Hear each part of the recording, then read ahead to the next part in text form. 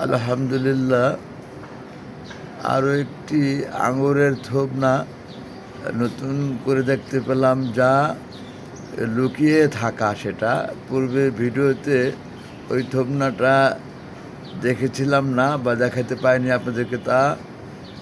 সেই সাথে পূর্বের যে থোবনাগুলা আপনারা দেখেছেন, দেখাচ্ছি সেগুলা পূর্বের চেয়ে বেশ বড় হয়েছে আলহামদুলিল্লাহ।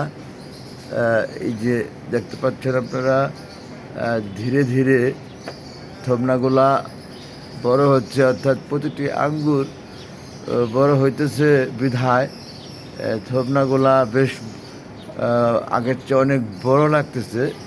এই হয়েছে ঘটনা। যাই হোক, সেই সাথে ওই পাশে থোবনা ঝুলে আছে, যে সেটা দেখাবো এখন আপনাদেরকে ক্লোজে।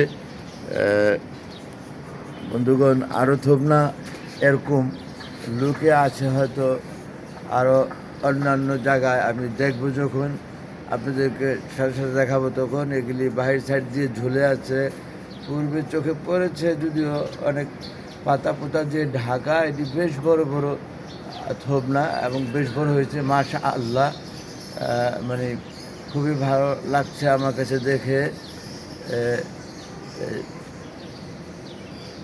এই পর্যন্ত এই পর্যায়ে আপনাদেরকে আমি দেখাইতে সক্ষম হলাম এই একটি ঝুলে থাকা বড় আঙ্গুরের থোবনা, সেই সাথে আরও একটি, দুইটি, এবং এখানে অনেক বড় একটি। এটা ভিতর সাইডে এটা পুরো ক্লিয়ার দেখা যাচ্ছে আমার ধারণা তা।